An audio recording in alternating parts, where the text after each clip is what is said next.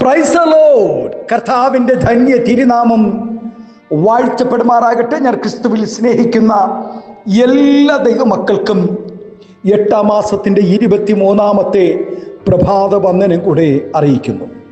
ലോകമെമ്പാടുമായിരുന്നു കൊണ്ട് ഈ പ്രഭാതവും 8-ാം മാസത്തിൻ്റെ 22-ാമത്തെ ഈ പ്രഭാതത്തിലും 8-ാം മാസത്തിൻ്റെ 4-ാമത്തെ വിശുദ്ധ ആരാധനയുടെ നടുവിലും ഈ വചനം ശ്രവിക്കുന്ന എല്ലാ ദൈവദാസന്മാർക്കും ദൈവദാസുമാർക്കും വാത്സല്യ കുഞ്ഞുങ്ങൾക്കും എൻ്റെ ഹൃദയത്തിൻ്റെ ആഴമേറിയ സ്നേഹത്തെയും വന്ദനത്തെയും നന്ദിയും ഒപ്പം പ്രാർത്ഥനയും അറിയിക്കുന്നു. പ്രാർത്ഥനയോടുകൂടെ ഈ പ്രഭാതവും വചന സന്ദേശത്തിലേക്ക് നമുക്ക് പ്രവേശിക്കാം.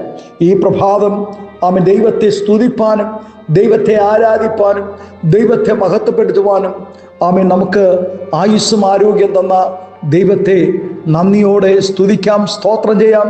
പ്രാർത്ഥനയോടുകൂടെ വചന സന്ദേശത്തിലേക്ക് പ്രവേശിക്കാം. സങ്കീർത്തനക്കാരൻ പ്രകാരം പാടുന്നു, എൻ്റെ ഉറവുകളൊക്കെയും നിന്നിലാകുന്നു എന്ന് സംഗീതക്കാരും നൃത്തം ചെയ്യുന്നവരും ഒരുപോലെ പറയും. പലയിടങ്ങളിലായി ഒഴുകി വരുന്ന ചെറിയ ചെറിയ ഉറവകൾ ചേർന്ന് ഒഴുകുമ്പോൾ അരുവികൾ രൂപപ്പെടുന്നു. പല അരുവികൾ ചേർന്ന് ഒഴുകുമ്പോൾ വലിയ നദികൾ ഉണ്ടാകുന്നു. ഉറവ വറ്റിയാൽ അരുവികൾ ഇല്ല. അരുവിയിലെ ഒഴുക്ക് നിന്നാൽ ചില ദിവസങ്ങൾക്കുള്ളിൽ തന്നെ നദി ഉണങ്ങിത്തുടങ്ങും.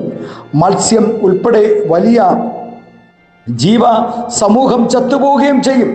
ക്രമേണ നദിയും സമീപ പ്രദേശങ്ങളും ഊഷരഭൂമിയായി തീരുകയും ചെയ്യും. ഇന്ന് ഇന്ത്യയിൽ പലയിടത്തും അല്ലെങ്കിൽ ലോകത്ത് പലയിടത്തും ഇത് കണ്ടുവരുന്നു. ഇതുപോലെ ലോകത്തിലെ സകല മനുഷ്യരും ജീവിക്കുന്നതും നിലനിൽക്കുന്നതും ദൈവത്തിൽ നിന്ന് പുറപ്പെടുന്ന അനുഗ്രഹത്താലാണ്. നദിയിലെ ജീവജന്തുക്കൾ ജലത്തിൻ്റെ ഉറവയെക്കുറിച്ച് അറിയുന്നില്ല, അതിനെക്കുറിച്ച് ചിന്തിക്കുന്നുമില്ല. അതുപോലെ പലരും തങ്ങളുടെ ജീവന്റെ ആധാരമായിരിക്കുന്ന ദൈവത്തെക്കുറിച്ച് ചിന്തിക്കുന്നുമില്ല, അതറിയാൻ ആഗ്രഹിക്കുന്നുമില്ല. ദൈവം ഒന്ന് കണ്ണടച്ചാൽ, ഉറവയുടെ ഒഴുക്ക് നിർത്തിയാൽ നമ്മുടെ അടുത്ത ഭാവി എന്തായി തീരുമെന്ന് ആർക്കും പറയുവാൻ കഴിയുകയില്ല. അനേക നൂറ്റാണ്ടുകളായി വറ്റാതെ നിൽക്കുന്ന ഉറവകൾ ലോകത്തിലുണ്ട്. നൂറുകണക്കിന് തലമുറകൾ കുടിച്ചിട്ടും വറ്റാതെ നിൽക്കുന്ന ഉറവയിലെ ജലത്തിൻ്റെ അളവ് അവർണ്ണനീയമാണ്. ഇനിയും പല നൂറ്റാണ്ടുകൾ അത് അങ്ങനെ തന്നെ ഒഴുകിക്കൊണ്ടിരിക്കുകയും ചെയ്യാം. ഇതെല്ലാം ഈ ലോകത്തിലെ ചില ഉദാഹരണങ്ങൾ മാത്രം. അതുപോലെ ദൈവത്തിൽ നിന്നും എത്രത്തോളം അനുഗ്രഹം പ്രാപിക്കുവാൻ കഴിയുമെന്നോ, എത്രത്തോളമാണ് അനുഗ്രഹമാകുന്ന ഉറവയുടെ സംഭരണശേഷി എന്നോ ആർക്കും അളക്കുവാൻ കഴിയുകയില്ല. ഒരിക്കലും വറ്റാത്തതും ഉറവയുടെ ആഴം ഗ്രഹിക്കുവാൻ ആരാലും സാധ്യമാകാത്തതുമാണ് അനുഗ്രഹത്തിൻ്റെ ഉറവ. ആത്മീയവും ഭൗതികമായ സകല അനുഗ്രഹങ്ങളും ദൈവത്തിൽ നിന്നും പുറപ്പെടുന്നു. അത് വർണ്ണിച്ച് തീർക്കുവാൻ സാധ്യമല്ല. മനുഷ്യരുടെ ആത്മാവിൻ്റെ രക്ഷ എന്നുള്ളത് പരമപ്രധാനമായുള്ള കാര്യമാണ്. രക്ഷയുടെ ഏക വഴി ദൈവം മാത്രമാണ്. ദാഹജലത്തിനു വേണ്ടി ലോകപ്രകാരമുള്ള ഉറവയുടെ അടുക്കൽ എത്തിയ ശമരിയ സ്ത്രീ ജീവജലത്തിൻ്റെ ഉറവ കർത്താവ് തുറന്നു കൊടുത്തു. പാപപരിഹാരത്തിനു വേണ്ടിയും നിത്യശാന്തിക്ക് വേണ്ടിയും മനുഷ്യർ വിവിധ മാർഗങ്ങൾ സ്വീകരിക്കുന്നു. ഒരു ആയുഷ്കാലം മുഴുവൻ പുണ്യകർമ്മങ്ങൾ ചെയ്താലും ഉള്ളതെല്ലാം ദാനം ചെയ്താലും പാപപരിഹാരത്തിന് യാതൊന്നും പര്യാപ്തമല്ല. ജീവനുള്ള ദൈവത്തിനല്ലാതെ പാപങ്ങളെ മോചിപ്പിക്കുവാൻ ആർക്കും കഴിയുകയുമില്ല, ദൈവത്തിനല്ലാതെ. അതിനുള്ള ഏക വഴിയും യേശു ക്രിസ്തു മാത്രമാണ്. പാപപരിഹാരത്തിൻ്റെ വഴി അല്ലെങ്കിൽ ഉറവ ഇന്നും അടച്ചിട്ടില്ല കേട്ടോ. ഹല്ലേലൂയ. പാപപരിഹാരത്തിൻ്റെ ഉറവ ഇന്നും തുറന്ന് തന്നെ നിൽപ്പുണ്ട്. അത് നമുക്കേത് നിമിഷം വേണമെങ്കിലും ആ ഉറവയിലേക്ക് അടുത്തു ചെല്ലാം. പ്രിയ ദൈവപൈതലേ, ലോകത്തിൻ്റെ ഉറവകളും ലോക സന്തോഷങ്ങളുടെ അവസാനവും ദുഃഖം വരുത്തി വയ്ക്കാൻ സാധ്യത ഉണ്ടെന്നാണ് വചനം പറയുന്നത്. അധികം സന്തോഷിക്കല്ലേ, ആപത്ത് വരുമെന്ന് പഴമക്കാർ പറഞ്ഞു കേട്ടിട്ടുണ്ടല്ലോ. എന്നാൽ ദൈവസന്നിധിയിലെ സന്തോഷം ഒരിക്കലും ദുഃഖത്തിന് കാരണമാവുകയില്ല, മറിച്ച് എന്നും ആനന്ദപൂർണമായിരിക്കും. ദൈവിക സന്തോഷം, ദൈവത്തിൻ്റെ ഉറവ എല്ലായ്പ്പോഴും നിറഞ്ഞിരിക്കുന്നു എന്നും അത് ഒരിക്കലും വറ്റിപ്പോകുകയില്ലെന്നും നാം തിരിച്ചറിയണം. ആമേൻ. കർത്താവിൻ്റെ ഉറവയിൽ നിന്നും കുടിക്കുന്നവരിൽ നിത്യജീവന്റെ ഉറവ പൊങ്ങി വരും എന്നാണല്ലോ വചനം നമ്മെ പഠിപ്പിക്കുന്നത്. ആമേൻ, സ്തോത്രം, ഹല്ലേലൂയ. അത് ആമേൻ തനിക്ക് മാത്രം ഉണ്ടാകേണ്ട, അല്ലെങ്കിൽ ഒരു വ്യക്തിക്ക് മാത്രം ഉണ്ടാകേണ്ട ഒരു അനുഭവം അല്ല. മരണത്തിൻ്റെ കെണികളിൽ അകപ്പെട്ടിരിക്കുന്നവരെ ക്രിസ്തുവിൻ്റെ വചനത്തിൽ വിടിവിച്ച് നിത്യജീവനിലേക്ക് നടത്തേണ്ട ഉത്തരവാദിത്വം നമ്മിൽ ദൈവം ഫലമേൽപ്പിച്ചിരിക്കുന്നു. അത് നാം ഓരോ ദിവസവും നാം അത് ആമേൻ സ്തോത്രം തിരിച്ചറിഞ്ഞ് പ്രവർത്തിക്കുക. നാം മറ്റുള്ളവരെ ആമേൻ ഹല്ലേലൂയ കുടിപ്പിക്കുന്നതോടൊപ്പം നമ്മുടെ ആമേൻ സ്തോത്രം നിത്യത നഷ്ടമാകാതെ സൂക്ഷിക്കുകയും വേണം. നാം മറ്റുള്ളവരെ ആമേൻ ക്രിസ്തുവിൻ്റെ വചനം അല്ലെങ്കിൽ ക്രിസ്തുവിൽ നിന്നും വരുന്ന ഉറവ നാം മറ്റുള്ളവർക്ക് പകർന്നു കൊടുക്കുമ്പോൾ, കുടിപ്പിക്കുമ്പോൾ നമ്മുടെ നിത്യത നഷ്ടമാകാതെ നമ്മെ സൂക്ഷിക്കണം. നമ്മുടെ ഉറവയുടെ രഹസ്യം ദൈവമാണ്. നാം ദിനംതോറും ആ ഉറവയിൽ നിന്നും കുടിച്ചെങ്കിൽ മാത്രമേ നമ്മുടെ ഉറവ വറ്റാതെ ഇരിക്കുകയുള്ളൂ.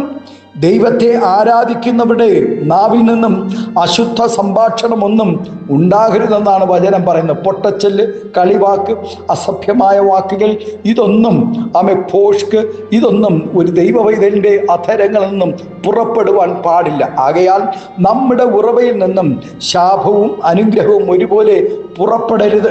നമ്മുടെ ഉറവയുടെ ദ്വാരം കാത്തു സൂക്ഷിക്കുവാൻ ഭക്തനെ പോലെ നമുക്കും പ്രാർത്ഥിക്കണം. യഹോവേ, എൻ്റെ വായ്ക്കൊരു കാവൽ നിർത്തി എൻ്റെ അധരദോരത്തെ കാക്കേണമേ എന്ന് ദാവീദ് പാടി ദൈവത്തോട് സ്തോത്രം പറഞ്ഞതുപോലെ നമ്മുടെ ജീവിതത്തിൽ എപ്പോഴും ഇത് സ്തോത്രം ഓർമ്മയായി നമ്മുടെ ജീവിതത്തിൽ ഉണ്ടായിരിക്കണം. നമ്മുടെ ആ ഉറവ മലിനമാകാതെ സൂക്ഷിച്ചുകൊണ്ട് ഭക്തന്മാരോട് ചേർന്ന് പാടുകയും ദൈവത്തെ ആരാധിക്കുകയും ദൈവത്തെ മഹത്വപ്പെടുത്തുകയും ചെയ്യാം. ദൈവം പുതിയ ഉറവകൾ വീണ്ടും വീണ്ടും തുറന്നു നൽകി നമ്മെ അനുഗ്രഹിക്കുമാറാകട്ടെ. ഈ പ്രഭാതം ദൈവിക ഉറവയിൽ നിന്നും കുടിക്കുവാൻ ആഗ്രഹിക്കുന്ന ദൈവവൈതലെ, അല്ലെങ്കിൽ സ്തോത്രം ദൈവത്തിൻ്റെ ഉറവയിൽ നിന്ന് കുടിക്കുവാൻ കഴിയാതെ സ്തോത്രമായിരിക്കുന്നവർ, കുടിച്ചതിന് ഉറവ ദൈവത്തിൻ്റെ ഉറവയിൽ നിന്ന് കുടിച്ച് ആ സന്തോഷം അനുഭവിച്ചവർ, അതിൽ നിന്ന് പിന്മാറിപ്പോയവർ, ഇന്ന് പ്രഭാതം ആരെങ്കിലും ഈ ശബ്ദം കേൾക്കുന്നെങ്കിൽ പ്രിയ ദൈവവൈതലെ, ആ ഉറവയെങ്കിലേക്ക് നമുക്ക് അടുത്തു ചെല്ലാം. ദാഹിക്കുന്നവരെല്ലാം എൻ്റെ അടുക്കൽ വരുവീനെന്ന് വിളിച്ചു പറഞ്ഞ സ്തോത്രം അതേ കർത്താവിൻ്റെ സന്നിധിയിലേക്ക് നമുക്ക് അടുത്തു ചെല്ലാം. നമ്മെ സ്തോത്രം ജീവിപ്പിക്കുന്ന ഉറവ നൽകി, നമ്മെ അനുഗ്രഹിക്കുന്ന ഉറവ നൽകി, നമ്മെ മാനിക്കുന്ന ഉറവ നൽകി, നമ്മെ ആദരിപ്പാൻ ദൈവം മതിയായവനാണ്. ആകയാൽ ഈ പ്രഭാതം ദൈവസന്നിധിയിൽ നമ്മുടെ ഉറവകളെ സ്തോത്രം ഉറപ്പിക്കുവാൻ തക്കവണ്ണം ഞാൻ കർത്താവിൽ നിന്നും കുടിക്കുന്നു. കർത്താവിൻ്റെ വചനത്തിൽ നിന്നും ഞാൻ സ്തോത്രം കുടിക്കുന്നു. കർത്താവിൻ്റെ ആത്മാവിൽ നിന്നും ഞാൻ കുടിക്കുന്നു. ആ ഉറവ എന്നെ നടത്തുന്നു എന്നുള്ള സന്തോഷത്തോടെ, ഉറപ്പോടെ, പ്രത്യാശയോടെ ദൈവകരങ്ങളിൽ നമ്മെ ഏൽപ്പിച്ചു കൊടുക്കാം. ഇന്ന് പ്രഭാതം നമ്മുടെ കണ്ണുകളെ ദിവസത്തിനടയ്ക്കാം. പ്രാർത്ഥിക്കാം. പരിശുദ്ധ പിതാവേ, സ്നേഹവാനായ ഞങ്ങളുടെ നല്ല ദൈവമേ, അനുഗ്രഹം പ്രശാന്തമായ നല്ല പ്രഭാതത്തിനായി നന്ദി നിറഞ്ഞ ഹൃദയത്തോടെ സ്തോത്രം ചെയ്യുന്നു. ഈ പ്രഭാതം ഈ വചന സന്ദേശം ശ്രവിക്കുന്ന എല്ലാ ദൈവദാസന്മാർക്കും ദൈവദാസന്മാർക്കും വാത്സല്യ കുഞ്ഞുങ്ങൾക്കും എൻ്റെ ഹൃദയത്തിൻ്റെ ആഴമേറിയ സ്നേഹത്തെയും വന്ദനത്തെയും നന്ദിയും ഒപ്പം പ്രാർത്ഥനയും ഒരിക്കൽ കൂടെ കർത്താവെ തൻ്റെ കുഞ്ഞുങ്ങളുടെ മേൽ പകരുന്നു. ഓരോ ദിവസവും ഞങ്ങളുടെ അധരങ്ങൾ കർത്താവെ സ്തോത്രം അനേകർക്ക് ആശ്വാസം പകരുന്ന നല്ല വാക്കുകൾ കർത്താവെ, അവരെ അനുഗ്രഹിക്കുന്ന നല്ല വാക്കുകൾ, അവരെ സ്തോത്രം സമാധാനിപ്പിക്കുന്ന നല്ല വാക്കുകൾ ഞങ്ങളുടെ അധര ഏതോരത്തുനിന്ന് പുറപ്പെടുവാൻ സ്വർഗം കൃപ ചെയ്യണമേ എന്ന് പ്രാർത്ഥിക്കുന്നു. എല്ലാവിധമായ നന്മകളും അനുഗ്രഹങ്ങളും പകരണം. ഞങ്ങളുടെ അധരങ്ങളിൽ നിന്നും പുറപ്പെടുന്ന വാക്കുകൾ ആർക്കും ഭാരമായി തീരുവാൻ കർത്താവേ അങ്ങ് ഇടയാക്കല്ലേ എന്ന് പ്രാർത്ഥിക്കുന്നു.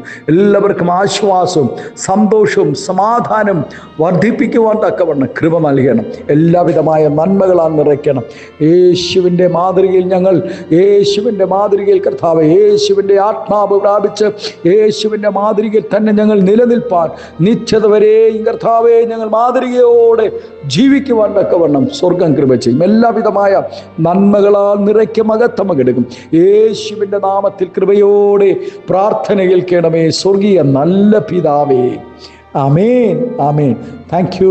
God bless you. ദൈവം എല്ലാവരെയും ഈ പ്രഭാതം ധാരാളമായി അനുഗ്രഹിക്കട്ടെ. Thank U.